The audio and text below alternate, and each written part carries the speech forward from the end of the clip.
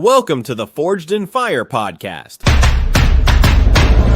Meet your host, Nate Farmer Eden, co-founder and CEO of Eden Capital, dedicated to achieving financial independence for his community, and Cole Farrell, founder and CEO of Vulcan Capital, a real estate expert with a passion for empowering others through education. Stay tuned for another episode right here on Forged in Fire.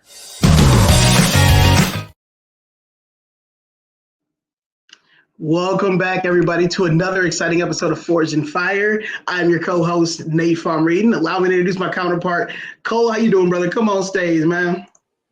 Nate, what's going on, man? How are you today?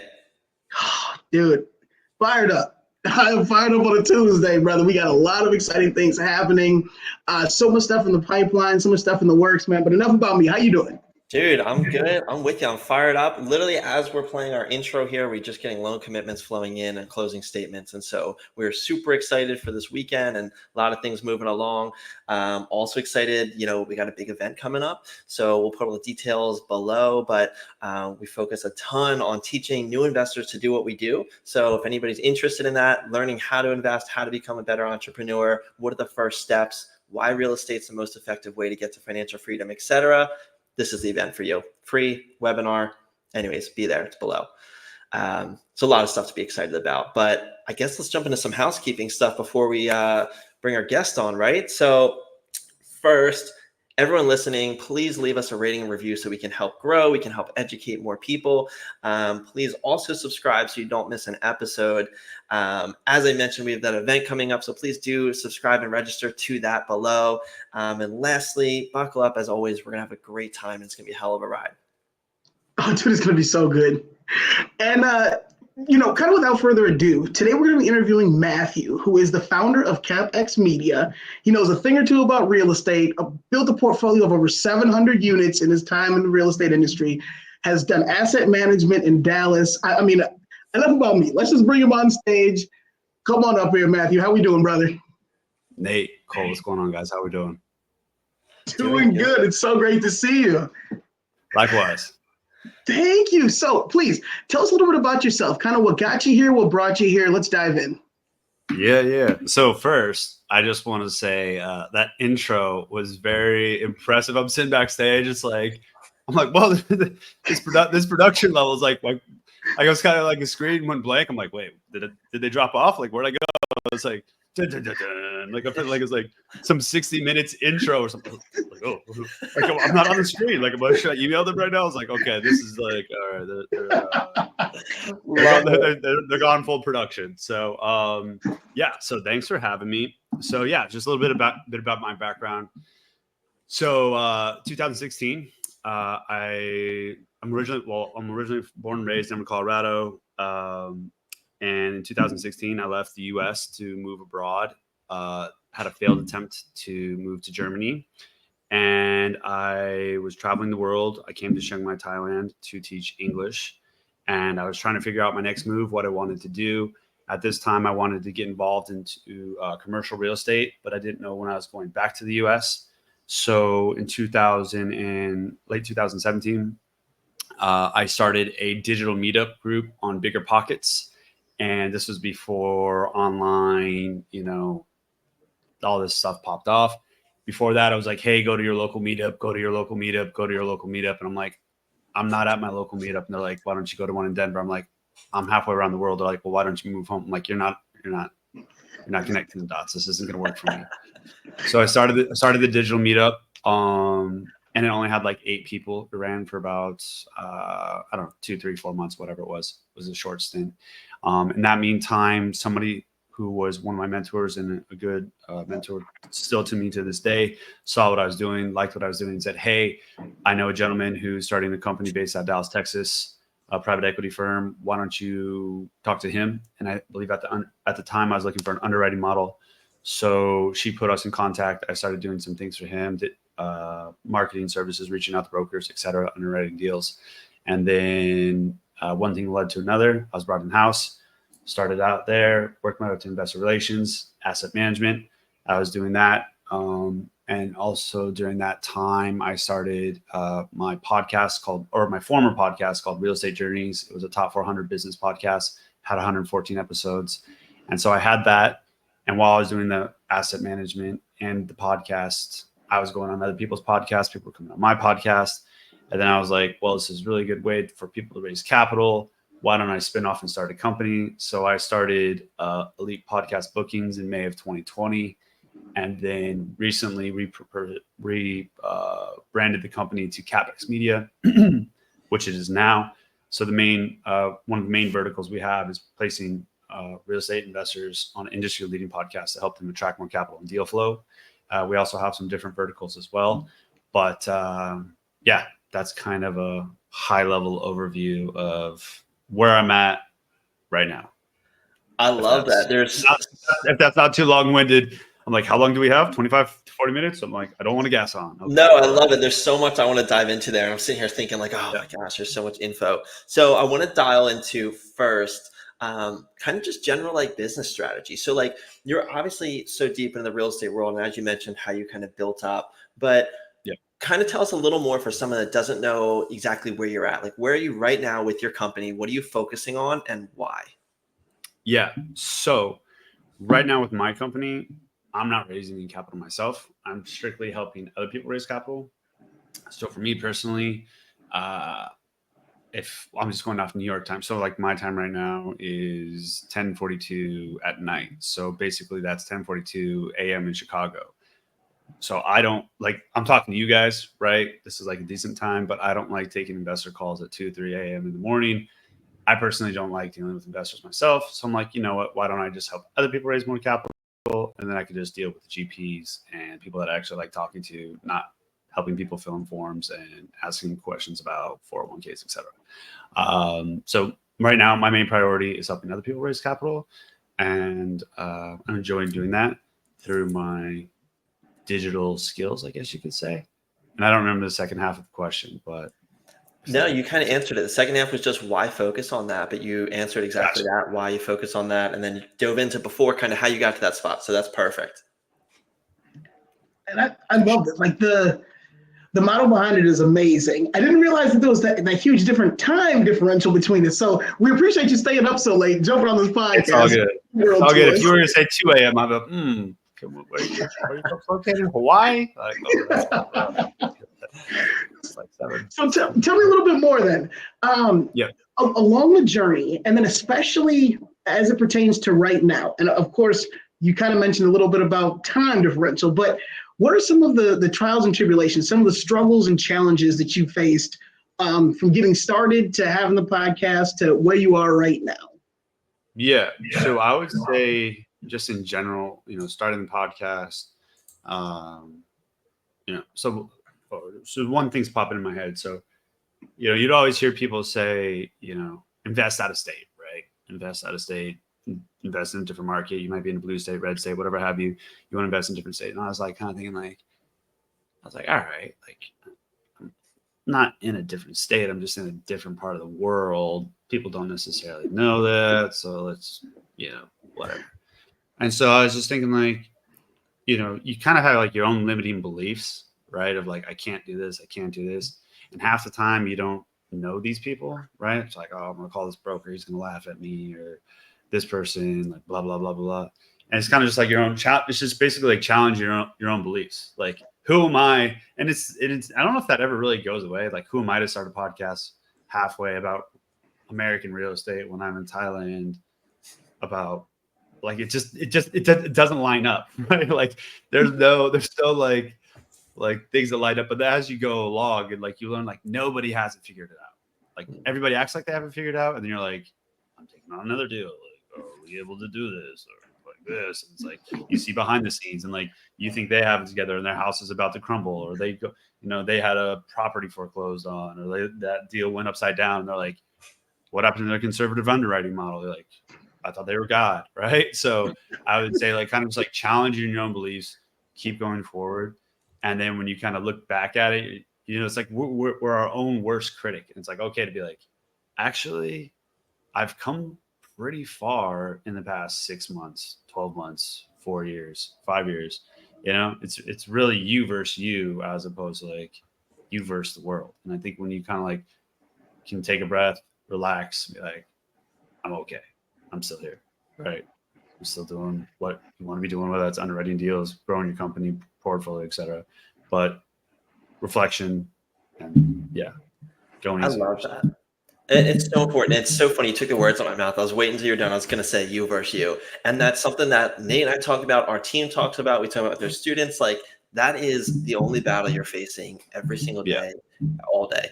And it's just the most prevalent thing. And like you said, ultimately, it's just you stuck in your own head trying to battle what you can do. Because the reality is you can do anything you want and you can be successful at absolutely anything. No doubt. It's just a matter of what's it going to take to do it. And are you willing to commit really to changing your internals and your mindset to then go do that thing? So I love that you brought that up. And another thing that I'm super passionate about that I like that you said is about like the facts, right? Like there really aren't facts, or there's usually a few, but everyone takes these things that are said as fact, as truth. And so I think a big part of being an investor or an entrepreneur is identifying, okay, what is actually the straight facts that are unchanged? And what are we just believing is a fact, but is not actually true, like might be adjusted. And I think it's those little things that can have a world of difference in kind of pivoting and just getting out of a situation. So I love that. Man, I love that. Love that. So 100%. you do a lot of raising, and it's funny because we're going through a lot of these processes and it's challenging. And we have a lot of people on here that are going through their first raise, they're listening and they're going, wow, this is way harder than I thought it would be. And so tell me more about your experience raising, what works, what doesn't. Let's just like go into the meat of raising capital. Exactly. So, the way I kind of look at it, like there's two ways, right? There's analog, there's digital. Analog, go to conferences, shake hands, kiss babies, go to your local meetup, talk to your neighbor, talk to the mailman, right? It's face to face, right? Then you have the digital. There's LinkedIn, there's podcasts, there's webinars, there's thousands of different avenues, right? So if you want to grow on a grander scale, right, it's not so much analog or digital, it's probably somewhere in the middle. But which one has more leverage? Obviously, that's probably digital for most people.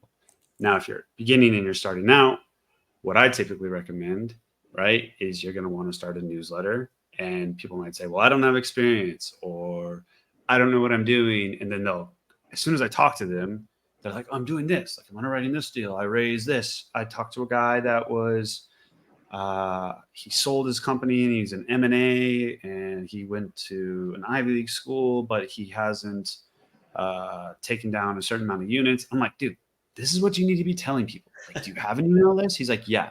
I'm like, send out one email a month. He's like, he didn't even have his website up. And I was just like, yo, you don't need your website up. Like, you can put a landing page up within like a day, right? You can call it whatever.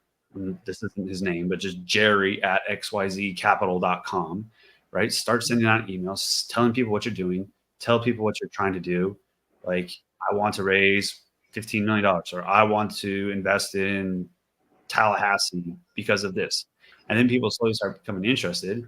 And the best time to raise capital isn't when you need capital, right? So I would say identify emails, start a newsletter, and then from there you can start some other things as far as like building out, your website, etc. But you can talk about things like, hey, I have this guy underwriting deals. This is my broker. These are these things. And it slowly starts to build. And then there's other things that can help you build trust along the way. It's like, hey guys, I'm on another podcast. Hey guys, I'm hosting a podcast. Hey guys, I have 15 blogs. And these things compound on themselves, because I can tell you, I went and talked to 40 investors yesterday. You can tell that to you, Nate. You can tell that to you, Cole. You don't know. I could be lying, right?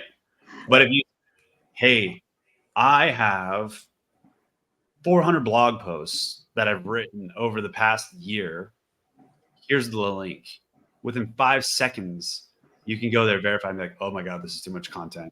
Do you have like whatever ChatGPT prompt to like minimize this for me? You know what I'm saying? Yeah. Like, there's way to verify that. It's like, I've been on so many podcasts. I've done so much. So your digital footprint, in a sense, is what people are looking for more so now than ever. So you guys, you have this podcast, you have your website, you have your resources, you have your online courses, etc. Like, the proof is in the pudding, right? Now you're starting to take down deals and you're submitting LOIs and closing deals as we're like doing this podcast. So those things kind of compound on themselves. So I would say anybody that's starting out,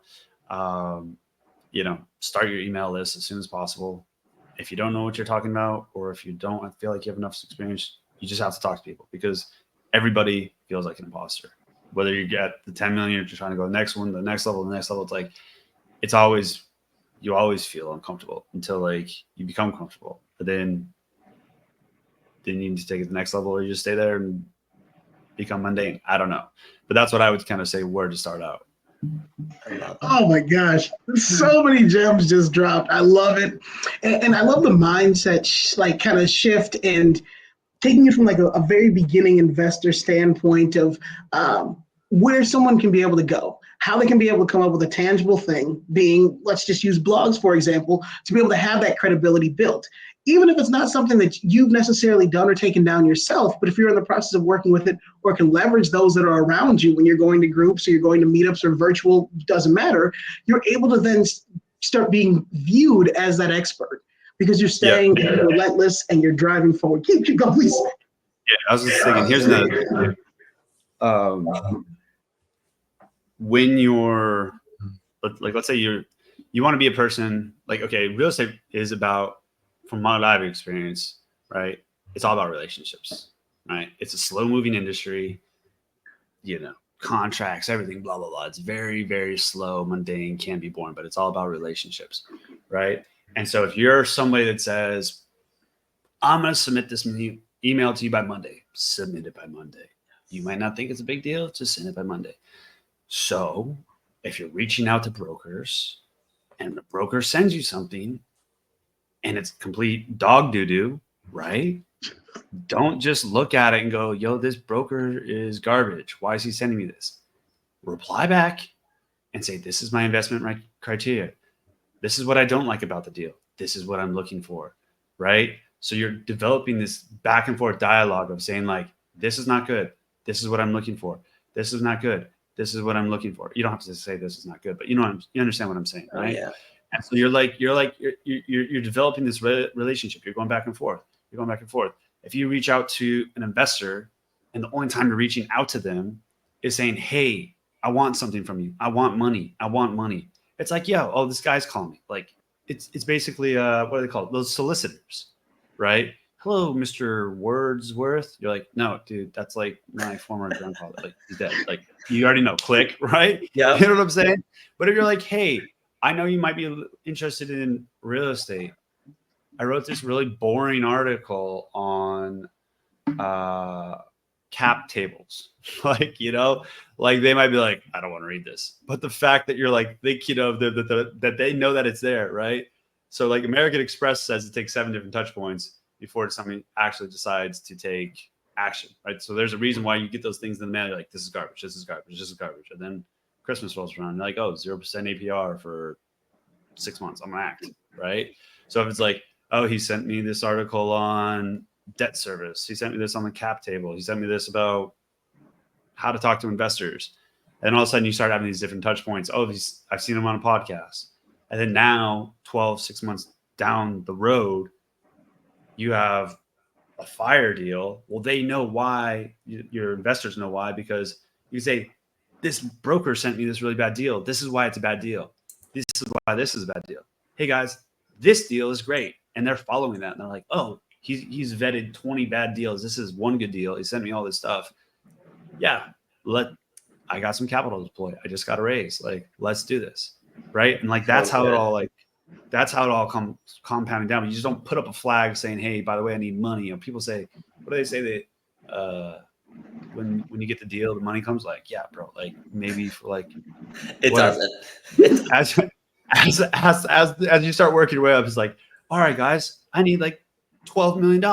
And they're like, Well, that's just it, right? That phrase, I always heard that when I started, and it was like, you find a good deal, the money will come. And it's like, yeah, maybe a couple 100,000 max. But like you're saying, when it comes in the millions, like it just doesn't work that way. And like, let's say you're a bigger guy, like Grant Cardone, like, okay, maybe like somebody that's built up their reputation, that's established themselves. It's like, now this deal just came across your plate, and then you put up your flag and you're like, yo, dude, like, by the way, I'm doing this. I need to raise this money in 30 days. Everybody's like, oh yeah, chomping at the bit to get in your deals, like, yeah, that'll happen. But if you're a first time, syndicator, capital raiser trying to take down deals, like none of that's gonna, like, I'm just telling you now, none of that's gonna happen to you. Maybe it will if you have like a rich uncle, I don't know, but like odds are 99 point, it's not gonna work for 99.9%. You said it was established, and that's the key thing. You need to get established, but you can't get established unless you do all those things that you mentioned and you go through the steps and the processes. And there's two things I want to dive back into that were so good that you touched on. One is with like the broker aspect, and we got a lot of success off of doing a 24-hour rule. And yeah, does it suck? And yeah, is it really annoying? But we used to do a thing where if we got a deal come across or a broker called us, we'd say, we'll give you legitimate feedback that we can act on in 24 hours. Was that difficult and a pain in the ass to do? Absolutely. But we could give them legitimate feedback as close as, hey, our offer is going to be within X amount, but here's our feedback in one day. So, we started with a ton of bad deals, but just like you mentioned, we started showing face. Hey, we're going to underwrite everything you send us. And eventually we started getting some good deals and it starts building up. So I just think that's so critical that, like you said, respond fast, act fast. That's how deals are done. Speed. I cannot stress that enough. And the second thing that I really want to go back on real quick, and then I'll jump in, is like the pre-raising. I'm so passionate about this. I talk to people about this all the time. Is like you said, you can't just get a deal and then raise for it. Like it's too late at that point. And so you need to pre-raise. Like you said, you have to go through, get those conversations, get those soft commits for that potential deal. And then when that deal comes, you have it. So I just think that's so good that you pointed that out. Yeah. And then if you do that, or if you say you can take down the deal, and then you can't raise the money, like now you dragged your name through the mud, and then now nobody's going to want to do deals with you, right? Yep. So it's like, and then then you can just go back to the foundation of like your team, like your mentors, who do you rely on, and so hopefully you surround yourself with a good team, experienced team, stuff like that won't happen to you as much. Oh, I love it. It's so good. And I echo both of your sentiments. And I'm hoping all listeners are able to piece together and connect all the dots. Doesn't matter if it's somebody that you're forming a relationship with. Doesn't matter if it's a broker. Doesn't matter if it's anybody in between. One of the things that both Matthew and both Cole said was you initiate and start off that conversation, but then you still have touch points. When you ask for something and they give it to you, we set a 24-hour limit. We'll go right back to you with feedback, but then later on down the line, we still go back and we circle back up. Same thing with capital raising. Just because in the very beginning, let's just say you haven't yet found a deal and you have established a relationship, and then all of a sudden you do it and they're like, yeah, I want a soft commit for $150,000. But then you haven't touched base with them for 26 years. What happened in that time? Why are you not still following up? Why are you not still maintaining those relationships that you built? Love it, hands down. So Matthew, let me ask you this one here. So in terms of market and market analysis, with your portfolio currently, and then some of the folks that you're assisting with capital raising as well, how do you go about selecting that? How do you go about helping GPs on that? Can you kind of fill me in, especially from across the globe? So our company doesn't select the properties for the GP. So the GP is like, hey, I have a fund, or they like, I don't advise them on that, so they could be like, I want to invest in a blue state in a tertiary market, blah, blah, blah. I'm like, all right, like, I wouldn't do that, but okay.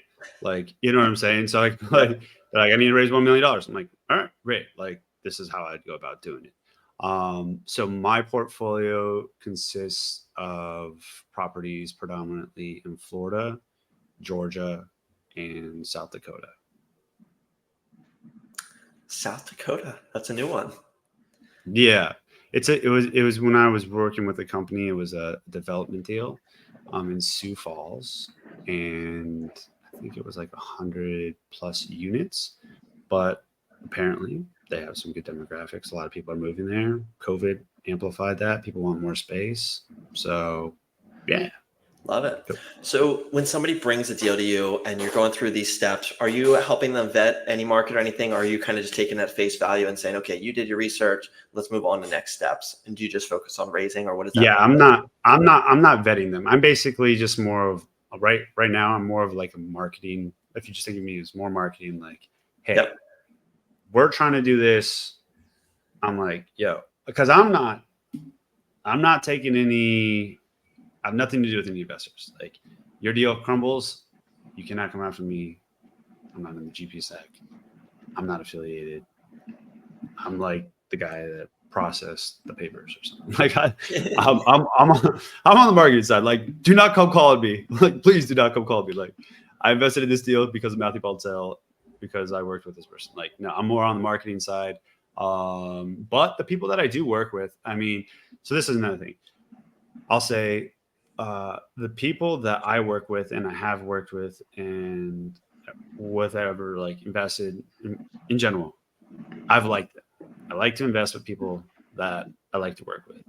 Now, I've seen and experienced before when you take capital from people that you may not want to take capital from, they always wind up being the most difficult person. And so I always think that you should be doing business and accepting capital from people who you want to be dealing with, because at the end of the day, it's their money and you're supposed to be a good steward of their money. And with that has a lot of responsibility and it can be very stressful. So you want to be sure that when you're dealing with somebody's money, if it is stressful, that at least it's somebody you like, because if it's not, it can become very complicated very quick. And it's like, like you're taking investor calls in the morning. Like, I'm not just talking from Thailand. Like, they could be like blowing you up about an email update. Like, right. Like, you said my money was going to be in Monday and it's not in there at 8 a.m. and it's one day late. Like, there's some people that are like that. So I would say in general, whether you're going to invest in a GP or you're trying to accept money or you're trying to, work with somebody that's a realtor, like, you want to be working with people you like, right? Like, I mean, when you're first starting out, you might have to deal with some bad people, not bad people, but more difficult people, right? But if you're easy to work with and your partners are easy to work with, like, why would somebody not give you more deals? If you're giving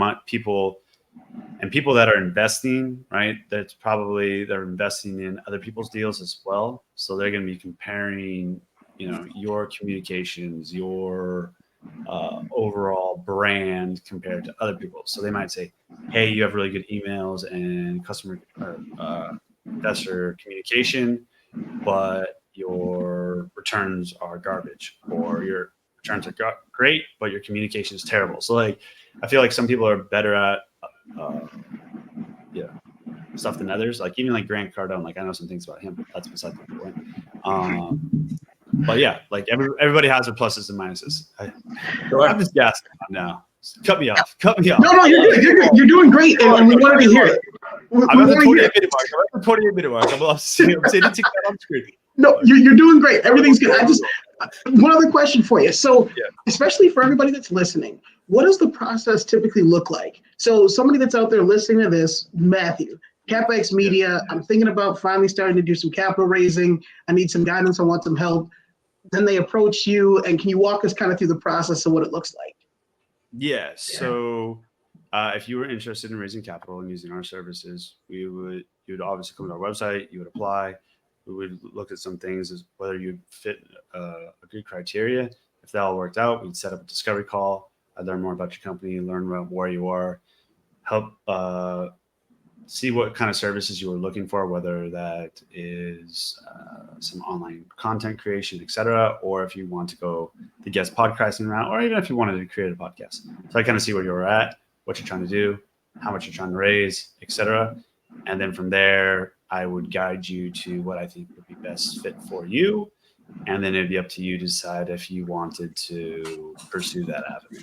And if you did, there's some different terms, etc. But that would kind of be a general overview. Love it. All right. So I got one last question before we jump into our hot seat, which is I love the hot seat. That's why I don't know the questions. I'm like, it's a real hot seat. If I had those questions up on my screen, I love that energy.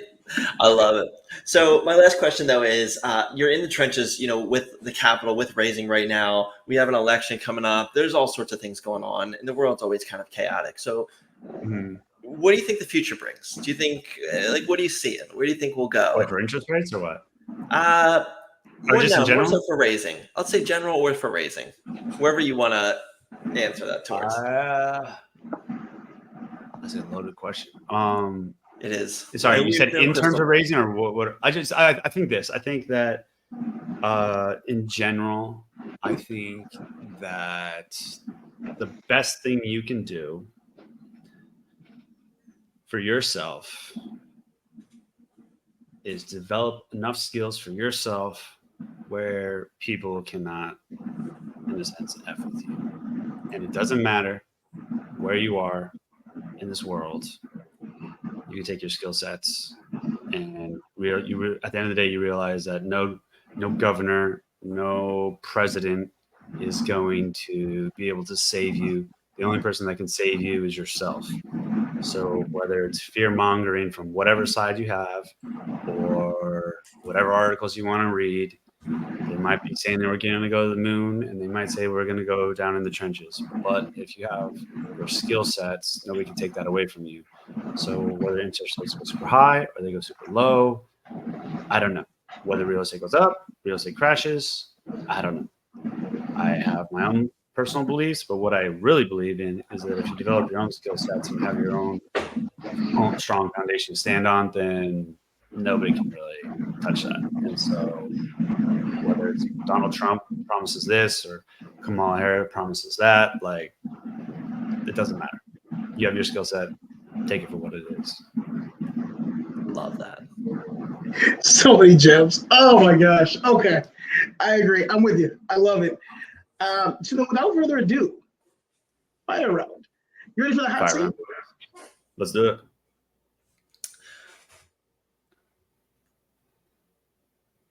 Here we go.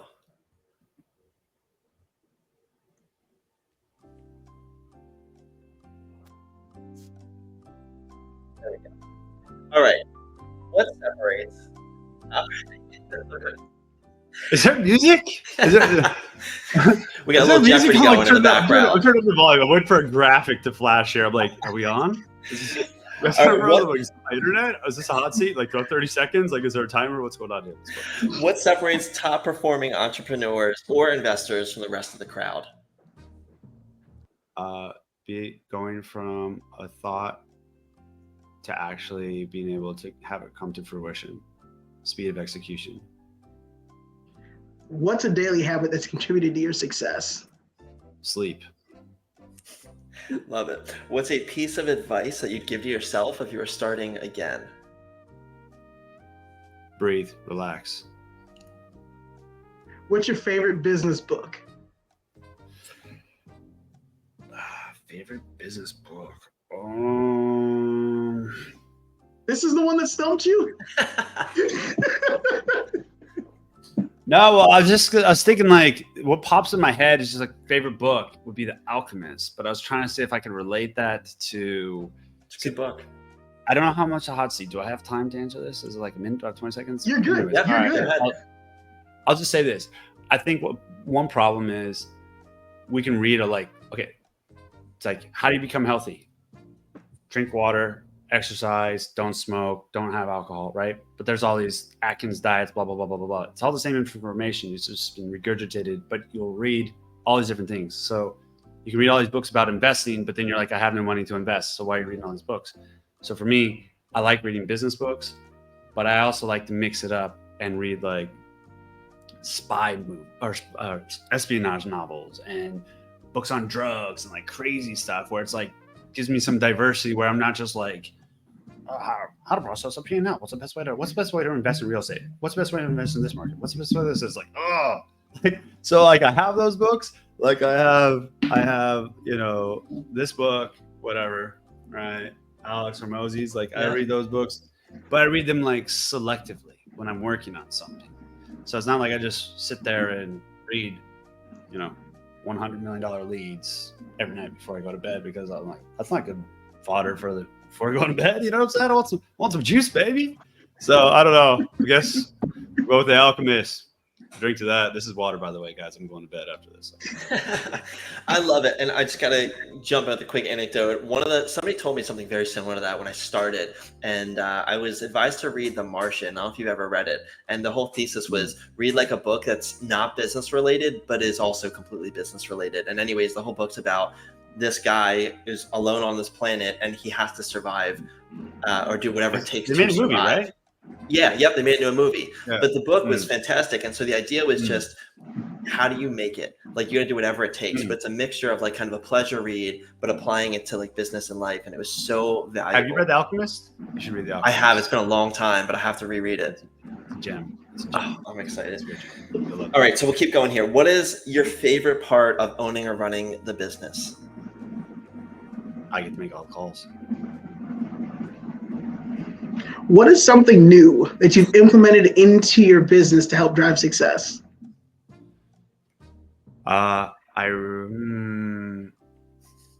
Something new. I have reduced my meetings. Okay, I like that. Yeah. Shorten them. No, reduce them. Like instead of having weekly, I'm like bi-weekly now. Like, why do we need to have this when we could just talk over Slack? Love it. Yeah. You survived. That was it. You made it through. It wasn't too bad. Sorry. Cut it off at the 45-minute time. All right, great. I just took like 15 seconds to answer this question. I'm like, this is like a real hot seat. The book question kind of got me. Oh, damn. Oh, I love it. You know, I like what I'm just going out on the limb here. When I had the podcast, when I asked like that kind of question, I would say like 6 out of 10 people. I'm like, if they say Rich Dad Poor Dad, like I'm gonna edit this podcast. I'm like, well, there's a guy named Robert Kiyosaki. I don't know if you've heard of him. Like, oh, geez. Like, yeah, okay, yeah, Robert, got it. Mr. Robert. Then you read the Bible, right? Got it, Mike. I got it. Those two. It's books. So true, though. Most read in the world. Got it. Like, I was in the rat race, and I'm just like, oh, dude, like, don't, no, you're not interested. Don't say that, please. Like, stop. You are the first to say The Alchemist, though. So, one of a kind there. Put that in the books. I could have said something. I could have lied, right? I could have been like, oh, I read this Microsoft Excel. I don't know if you heard this guy, like about P&Ls. Like, it's really exciting. I would love it. No, but when we did just real estate focus, it was probably 8 out of 10, maybe more, would say Rich Dad Poor Dad. And we're like, all right, something's got to change. So yeah, dude, it was like, so it gets so boring. You're like, we're going to do a fire round. And then they're like not even interested. And they're like, yeah, whatever. Just like, those are just, like, the fire round's supposed to be fun, you know? Like, I love it. You crushed it. But I mean, there's so much stuff that we dove into this whole time. I think it's cool hearing your story of like your move, doing the digital meetups, kind of conquering that. Briefly touched on mentors, and there's another time we're gonna have to dive into that. But just the fact that you brought that up, I think is important. About your podcast, how that influenced raising. I like the analogy about analog versus digital. We talked about the pre-raising, touch points, the UVU, all these different things I just think are so awesome. So I have 2 final questions before we get out of here. 1, what is your final advice? And 2, where can people find you or get in contact with you? My final advice would be, you're never going to be fully ready. So don't wait for someone to give you permission. You already know the answer. Don't seek outside validation. Just start and figure it out from there. Where can people find me? You can go to CapX, like the letter, capxmedia.com. Oh my goodness, so good. Oh, anybody that's listening, hit rewind, play it from the top, re-listen to this. Tons of nuggets dropped. Matthew, thank you so much for coming out. We appreciate having you on this Forged in Fire podcast. It's been an honor. It's been a pleasure. It's been a privilege. Everybody that's out there that's listening, get home safe. Until then, we will see you all on the next episode. Take care, everybody. See you guys. Bye.